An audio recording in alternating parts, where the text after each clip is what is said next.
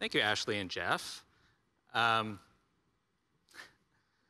This is a really wonderful honor for me to be a part of this program. So I'm learning actually a lot about myself as part of this process. There are things that I love. One of those is creativity. I love creativity.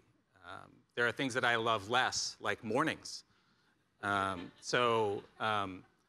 been lobbying, trying to get this to be changed to creative evenings or creative mid-afternoons, but no such luck yet. I also love discussions rather than lectures. So I'm going to keep this relatively brief. And so the opportunity to talk about something that requires interpretation is something that gets me particularly excited. So this idea of promise, I think someone could take that in a lot of different directions. And you'll see where I'm taking mine here. My subtitle here is How the Arts and Humanities Can Help Save Us. So my question is, what does it mean to promise something? What does it mean when something is promising? I believe these are questions or statements that imply trust and truth-seeking, both the person conveying that information and the person receiving it. And I've been thinking about this a lot lately, but I think we're living in a time when people are able to bend the truth, sometimes to create a whole new reality, very frequently and easily. And I think, if you look at examples of this, it's not too difficult to see, right? We've seen recent events. We've also seen the rise of social media groups, like, for example, the Flat Earth Society. And I think for a lot of people, these are good fun, but for many other people, this is a reality that is being conveyed. So I believe that because reality is so frequently and easily bent, truth-seeking is one of the greatest challenges of our time. Lucky for us, though, the arts and humanities are here to help. And so another thing I've been thinking about are these, I tend to align the visual arts with the humanities. So the literary arts provide I think some interesting similarities here that I had not thought of until recently, and I don't know if you have. But if you go to a library, you basically have a choice between fiction or nonfiction books, right? I think that the visual arts function in there's some similarities between how the visual arts function and the literary arts. And what I mean is, and I should say this too before I convey anything further, that both have value. I love fictional artworks. I also love nonfiction works. So fictional works think about it like an invitation that provides an escape from reality, rather. So a book or a work of visual art says together, come with me on this journey to a different place. We'll go together. It is works of nonfiction that bring us closer to reality. And I believe these works are more urgent at this time of mass deception than ever before. And not to be too tangential about this, but there's also another category that some people sometimes apply to the arts, and that is propaganda. Propaganda often differs from fiction and nonfiction because in some ways it attempts to create a whole new reality.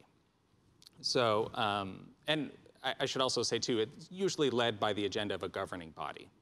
So we're gonna take a look at some artworks of these different kinds. That is, even if propaganda could be included in the conversation. This is now, I think, a well-known statue. This is Robert E. Lee, a statue that resides in Charlottesville, Virginia.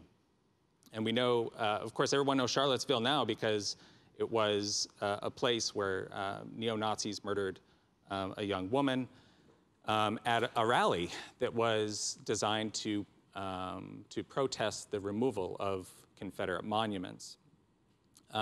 This Robert E. Lee statue was installed in 1890, about 25 years after the end of the Civil War. It was commissioned by the Lee Monument Commission and resides on state-owned land. It is in a fairly popular roundabout in Charlottesville and on a very tall pedestal. where you see Robert E. Lee literally on this with a heroic posture on a muscular horse, him himself literally looking down on you. This work functions in a way that it creates a whole new reality. That is one where treason is heroic, one where white supremacy is to be continued. Hence why there's so much tension about taking these works down, one trying to uphold this spirit of white supremacy, and one seeing it as the propaganda that it is. What differs from this is works of fiction. And like I said, I love fiction. This is a neoclassical work by Italian artist Angelo Membriani. This is Diana the Huntress, circa 1900. So many of the works that I'm going to show are actually from the collection of Plains Art Museum. And as Jeff said, that's the institution that I lead. These are works that I know very well. This particular piece, Neoclassical Works, like I said before, think of it like as an invitation into another world. It's a world, it knows that it's fiction. In this case, Diana the Huntress is the Roman goddess of the countryside, and she's also the Roman goddess of hunting. So you'll see in this image, she's holding a bow. Lots of artistic license being taken here to convey beauty and to convey romance and to convey this entering into this mythological narrative together, complete with gilded frame and a beautiful crafted surface and textures. And on the other end, we have nonfiction. This is a work that I'll return to later by Minnesota-based artist Jovan Speller, which a work that is currently on display at the museum that I love. The work itself is designed to bring us closer to reality. So I think the big question I have, I believe this to be transferable. How can we see complex reality clearly when people are so intent on spreading memes and tweets that are inherently at least a bit untrue, if not entirely untrue? And furthermore, how can we identify propaganda and know the difference between fictional content and non-fictional content? I think the literary arts and the visual arts offer us some assistance there. And also the science community. So where's the truth? Where's the truth in all of the content that we're constantly surrounded with? I believe it's to be found at the intersection of scientific data and other evidence and artful, nuanced narrative. And what I mean by that is that the artistic part of this, the nuanced narrative, provides an authentic and complex voice that plays a central role in the promise of humanity at this moment. Put another way, the arts help bring us from knowing something, which science can provide, to actually understanding something. And what does that look like? So we're going to take a look at some works of nonfiction here. Another work that I quite like a lot that is in an exhibition right now called High Visibility. This is an artwork by Josh Zeiss titled Return from 2016. And I'm going to share just a little bit about this piece. On June 9th, 2016, Fargo-based artist and Iraqi war veteran Josh Zeiss strapped on a 100-pound block of ice within the rucksack that he carried while in combat. And what he was doing was he was retracing the 20-mile trek that he took the day he learned he was going to war. Okay? So this is an invitation to be a part of Josh's life. As he walked in the 90-degree heat that day, remember this is in June, this is in the summer, it was a hot day. The ice was a representation of the weight of war, both on Josh personally and also the weight of war on society. And as he walked, the ice melted and poetically showing a time of healing and reconciliation that the weight of war has on individuals and on society. So it's both personal and it's social. like so many works that are profound works of nonfiction. And here's another one. This is another wonderful piece. This is a part of Plains Art Museum's permanent collection. This is an artwork by Marty Tubles Jr. titled Lakota Quarantine Bandana from 2020. This is a brand new work, or relatively brand new, and it is, of course, indeed a bandana. What you're looking at here, the center symbol is the international symbol for quarantine. So this is something we've all become accustomed to. We've all been quarantined because of the pandemic. This is particularly important within Native communities, however, because Native communities have shown to become, Native individuals have become, are 3.5 times more likely to be infected by COVID-19.